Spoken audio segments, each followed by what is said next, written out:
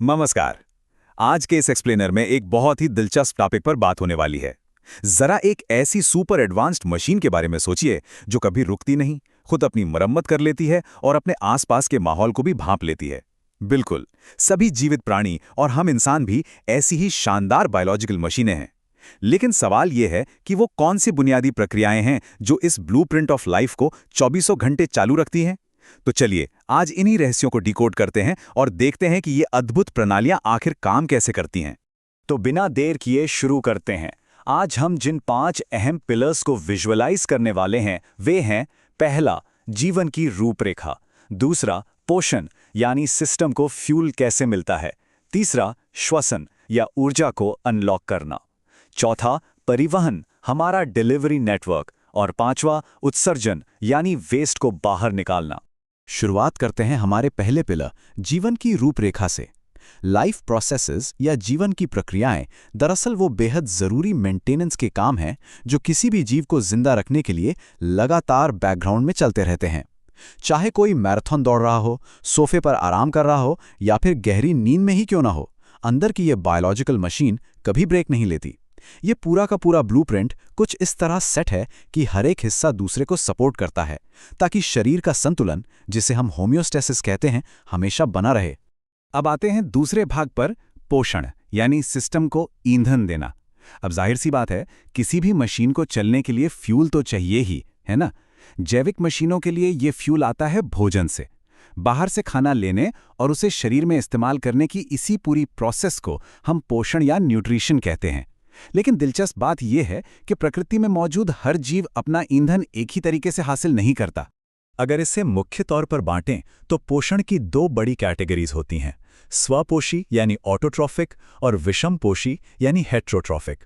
स्वपोषी पोषण का सीधा सा मतलब है खुद का खाना खुद बनाना, जैसे पौधे जो रोशनी और रसायनों का इस्तेमाल करके अपना खाना खुद तैयार करते हैं।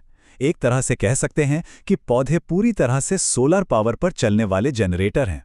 वहीं दूसरी तरफ विषमपोषी पोषण में जीव अपनी ऊर्जा के लिए दूसरों के बनाए ऑर्गेनिक कंपाउंड्स पर निर्भर होते हैं। हम इंसान और बाकी जानवर इसी कैटेगरी में आते हैं। अब इस स्लाइड की तरफ ध्यान दें।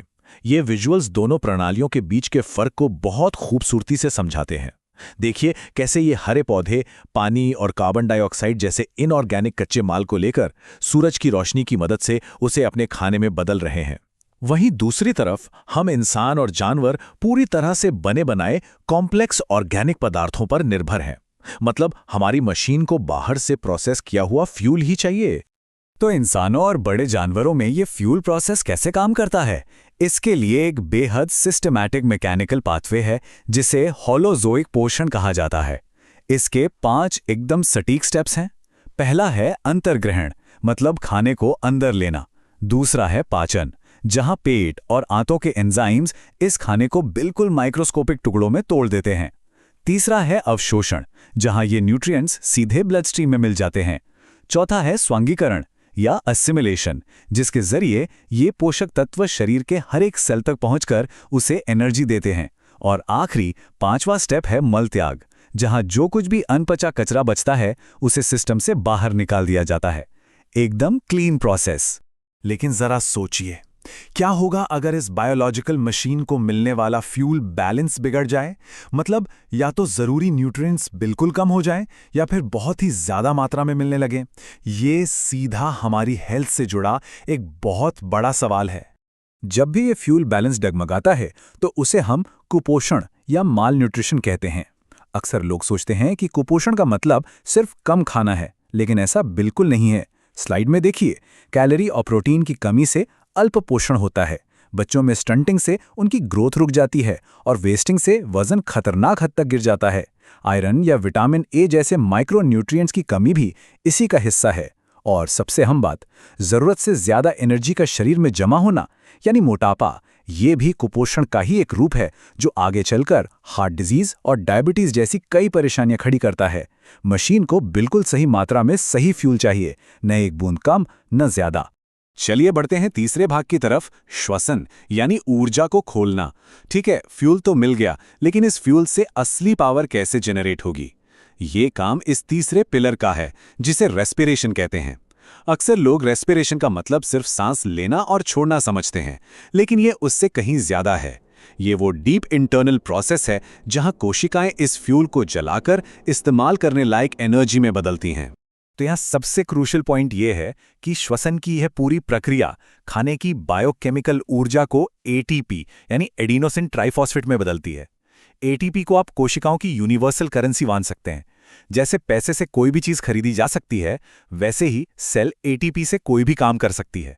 इसमें हाई एनर्जी फॉस्फेट बॉन्ड्स होते हैं और जैसे ये बॉन्ड्स टूटते हैं, भारी मात्रा में एनर्जी रिलीज होती है जो सेल के हर फंक्शन को ड्राइव करती है। इस प्रोसेस का विजुअलाइजेशन सच में कमाल का है। जब एक सांस अंदर ली जाती है तो उसका रास्ता कितनी तेजी से तय होता है, जरा इस टाइमलाइन पर गौर कीजिए।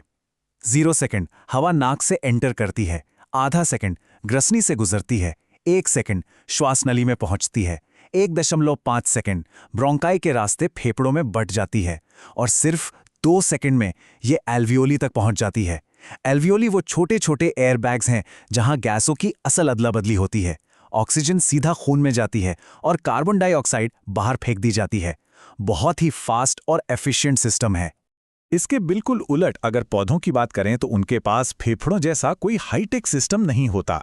वैसे उन्हें जानवरों जितनी एनर्जी भी नहीं चाहिए होती। वे गैसों की अदला बदली के लिए अपनी पत्तियों में मौजूद छोटे छोटे छेदों, जिन्हें स्टोमाटा कहते हैं, और तनों में मौजूद लेंटिसेल्स का इस्तेमाल करते हैं। जरा कल्पना कीजिए, दुनिया भर के जंगलों में हर एक सेकंड बिना कोई आवाज किए ये इतना बड़ा एनर्जी एक्सचेंज कितनी शांति से चल रहा है। अब आते हैं भाग 4 पर, परिवहन यानी हमारा डिलीवरी नेटवर्क। आप देखिए, फ्यूल भी है और उसे जलाने के लिए ऑक्सीजन भी, लेकिन एक मल्टी सेल्यूलर जीव में जिसमें खरबों कोशिकाएं हैं, ये सब शरीर के कोने कोने तक पहुंचेगा कैसे? यहीं एंट्री होती है चौथे पिलर की, परिवहन प्रणाली। ये शरीर का अपना इन हाउस लॉजिस्टिक्स और डिलीवरी नेटवर्क है। इस डिलीवरी नेटवर्क के 2 मेन हाईवेज हैं, धमनियां और शिराएं। धमनियां यानी आर्टरीज बिल्कुल हाई स्पीड एक्सप्रेसवे की तरह काम करती हैं। ये दिल से ऑक्सीजन से भरे फ्रेश खून को शरीर के हर हिस्से तक तेज प्रेशर से ले जाती हैं। इसी प्रेशर को हम सिस्टोलिक ब्लड प्रेशर कहते हैं। और दूसरी तरफ हैं शिराएं यानी वेन्स, जो बिना ऑक्सीजन वाले खून को वापस दिल तक लाती हैं। ये एकदम सटीक और 24 घंटे बिना रुके चलने वाला ट्रांसपोर्ट सिस्टम है। और ये जो स्लाइड है, ये बहुत ही शानदार तरीके से दिखाती है कि इंसानी दिल एवोल्यूशन का कितना बड़ा मास्टरपीस है। हमारी प्रणाली में दोहरा परिसंचरण या डबल सर्कुलेशन होता है। इसका सीधा सा मतलब है कि एक पूरे साइकिल में खून दिल से 2 बार होकर गुजरता है। पहली बार फेफड़ों से ऑक्सीजन लेने के लिए, जिसे पल्मोनरी सर्कुलेशन कहते हैं, और दूसरी बार उस ऑक्सीजन वाले खून को पूरे शरीर में पंप करने के लिए, यानी सिस्टेमिक सर्कुलेशन। ये डुअल पंप सिस्टम इस बायोलॉजिकल मशीन की एफिशिएंसी को बिल्कुल नेक्स्ट लेवल पर ले जाता है। अब अगर हम इस टेबल में इंसानों और पौधों के ट्रांसपोर्टेशन की तुलना करें तो फर्क साफ नजर आता है। इंसानों में धड़कता हुआ दिल और खून की नलियां हैं जो सारा सामान ढोती हैं, लेकिन पौधों में उनके पास 2 अलग अलग पाइपलाइंस हैं। एक है जाइलम, जो जड़ों के प्रेशर और वाष्पोत्सर्जन मतलब पत्तियों से पानी उड़ने की वजह से बनने वाले खिंचाव का इस्तेमाल करके पानी को ऊपर खींचता है, और दूसरा है फ्लोएम, जो पत्तियों में बने खाने को पौधे के बाकी हिस्सों तक डिलीवर करता है। सिंपल लेकिन बेहद असरदार। चलिए अब बढ़ते हैं 5वें और आखिरी भाग की तरफ, उत्सर्जन यानी कचरे को हटाना। कोई भी मशीन चलेगी तो धुआं और कचरा तो निकलेगा ही। हमारी बायोलॉजिकल मशीन भी इससे अलग नहीं है। मेटाबॉलिज्म के दौरान शरीर में कई तरह के खतरनाक और टॉक्सिक बाई प्रोडक्ट्स बनते हैं। इसलिए इस ब्लूप्रिंट का 5वां पिलर है उत्सर्जन, यानी इस जहरीले कचरे को सेफली सिस्टम से बाहर निकालना। इंसानों में ये साफ सफाई का जिम्मा मुख्य रूप से हमारी किडनीज उठाती हैं। स्लाइड में देखिए, किडनीज हमारी बॉडी के एडवांस्ड फिल्ट्रेशन प्लांट हैं। हर किडनी के अंदर लाखों बहुत ही बारीक फिल्टरिंग यूनिट्स होती हैं, जिन्हें नेफ्रॉन कहते हैं। और ये बात सच में हैरान करने वाली है कि ये छोटे छोटे नेफ्रॉन रोजाना लगभग 180 लीटर खून छानते हैं। सोचिए जरा, ये खून से यूरिया जैसे टॉक्सिन्स को अलग करते हैं, बॉडी के फ्लूइड्स का बैलेंस मेंटेन करते हैं और यूरिन बनाते हैं।